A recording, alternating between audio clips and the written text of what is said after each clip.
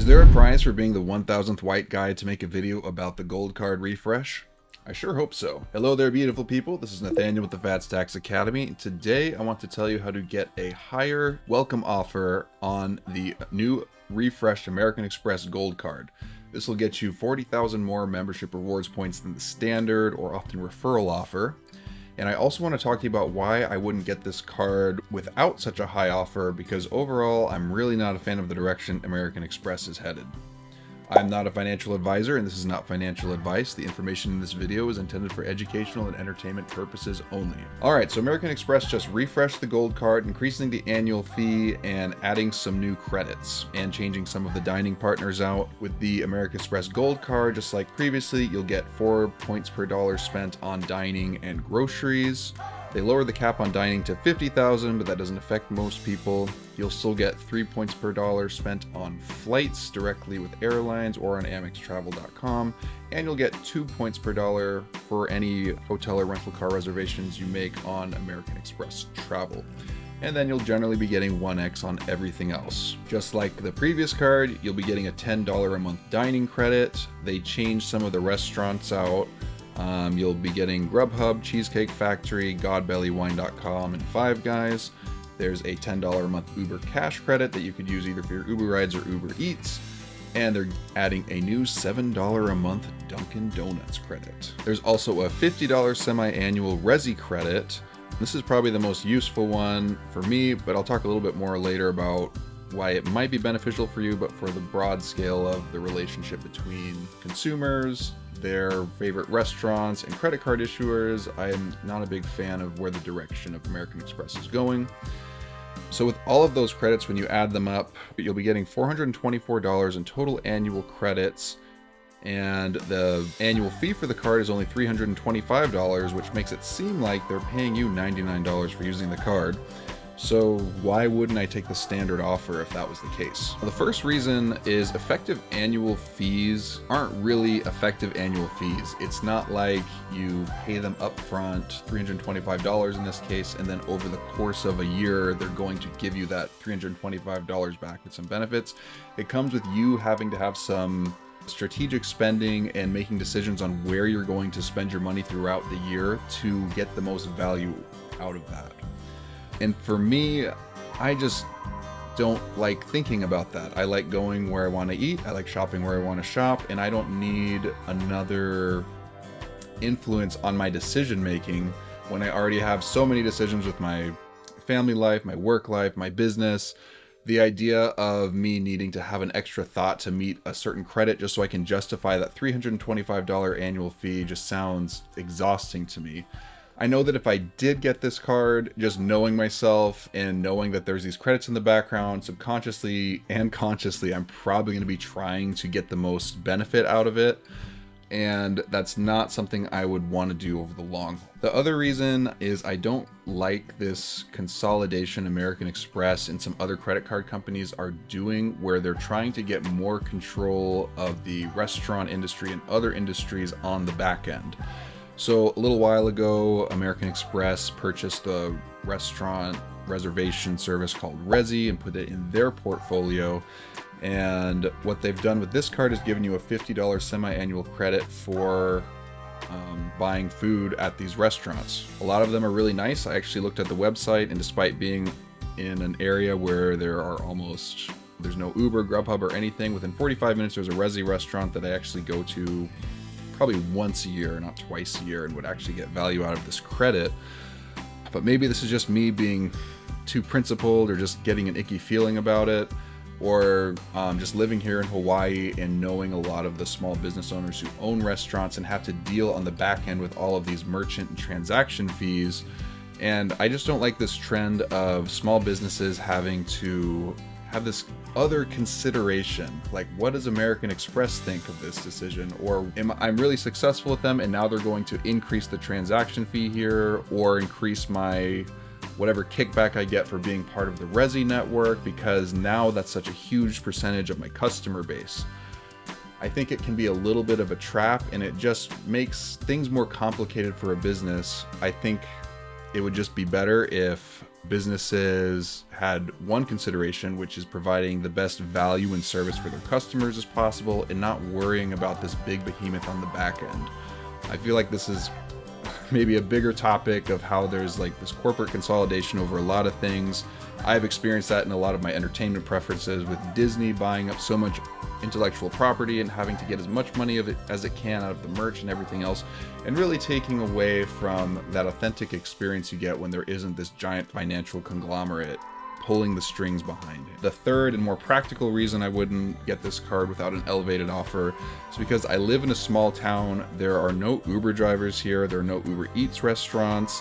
So the dining and Uber credits for most of the time, unless I'm traveling, is effectively useless. I probably would get value of the Resi credit, but that's not enough to move the needle for me personally. Another reason you'd get this card is for your grocery spend.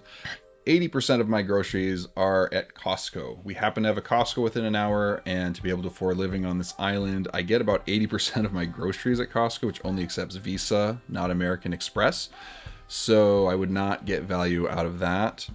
So the fifth reason I wouldn't normally get this card is I personally don't like spending time maximizing my category spend. I just think there's simpler, more profitable ways that don't take as much fatigue to get the most out of your spending. For me, I get way more bang for my buck just leveraging 0% introductory business card offers that get me at least 5% effective return on spend, no matter what I buy and in what category. If I'm not doing that, I'm getting a sign-up bonus for another card that gets me 10, 20, sometimes even 30% return on spend, depending on the offer. So working around the margins to get an extra $20 to $30 a year on my groceries, or maybe a little bit more, just really isn't that appealing to me. And it harkens back to that first point I made about just having these credit card companies wanting you to spend a certain way and changing your behavior. I'd rather just live my life the way I want to and not have this kind of American Express centurion on my shoulder saying, if you're not going to use that card there, you get an extra point. It's like, I don't need that extra pressure in my life personally. So all that being said, with the elevated offer that I'm going to talk to you guys about next, and I've had a 100% success rate getting it, I would highly consider this card because it would effectively give me a really good return on my spend for the first year and be competitive with some of the other cards I'm currently looking at. So right now with the refresh, the standard offer through their website and most referral links is 60,000 membership rewards points plus a $100 statement credit. You would get 60,000 membership rewards points when you spend $6,000 in the first 6 months. I personally value American Express points at 1 cent per dollar because I can currently cash them out in my American Express business account with my American Express Platinum account for 1 cent per point. But even if I couldn't, I generally get 1 cent per point or more whenever I have travel plan, which is what I usually reserve these points for. You'll get 20% back on that $500 in grocery spend within the first 6 months, and that's another $100. Plus, despite all of my nitpicks about the card, I think most people could at least average 3x per dollar spent on that $6,000 initial spend because it is on groceries and dining out. I would be an exception to that, but for most people, I think you'd be able to get at least 3x on that if you make it your dedicated food card for 6 months. And I would say on $6,000, that's about another $180 worth of value, or 18,000 membership rewards points. So with all of those benefits, you deduct that $325 annual fee, and you would get dollars worth of net value in the first year. If you're someone who can really benefit from those credits, you could probably get a bit more. But for my purposes, I just don't like considering them for my long-term thinking behind getting cards and not wanting to overcomplicate my financial life outside of the things I already do, which is pretty extensive if you follow this channel. The reason why that $555 net effective value for me, how I would consider it, doesn't really pass the sniff test for me right now. Right now I'm considering 2 cards. The Venture card currently has a $1,000 offer effectively. It's like 75,000 Capital One miles and a $250 travel credit when you spend $4,000 in the first 3 months, minus a $95 annual fee. It's about $905. And the Chase Ink Preferred has 120,000 Ultimate Rewards points sign-up bonus for $8,000 in 3 months. Both of those spends I could hit realistically, and that's closer to $1,000 in value for both of those, even though they have $95 annual fees.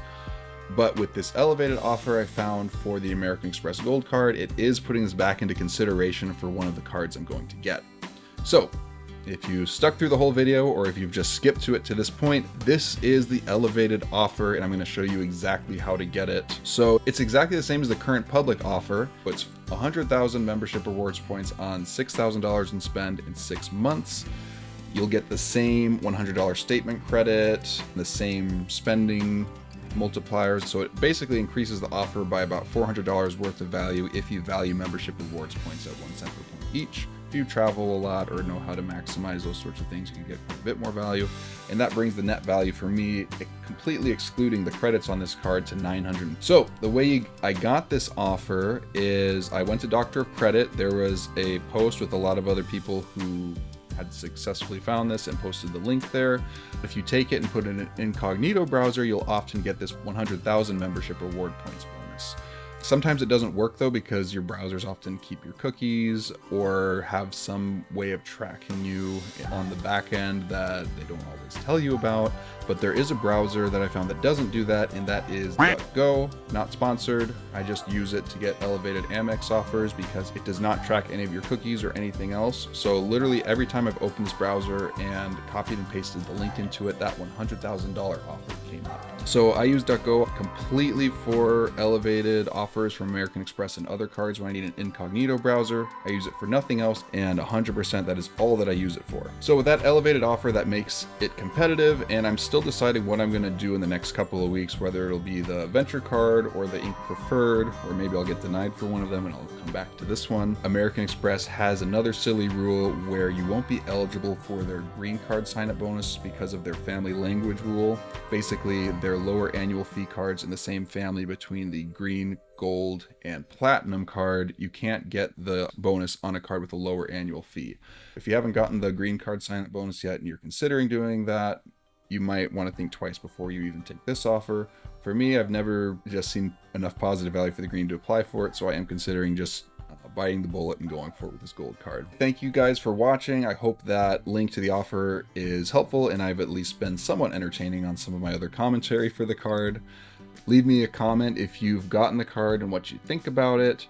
And I'm actually curious what you think of this larger consolidation that's happening with credit card companies, restaurants, and how they're trying to continue. They've been doing this for decades, but I feel like it's really been increasing a lot, particularly with Amex, with all their credits on like consolidating their influence and having a bigger footprint essentially. Remember to like the video so that this fat stack of cash can get spread to as many people as possible. And as always, if you want to be reminded of how beautiful you are in each and every upload, hit that subscribe button. Do you want another fat stack of cash? Click on this video right over here.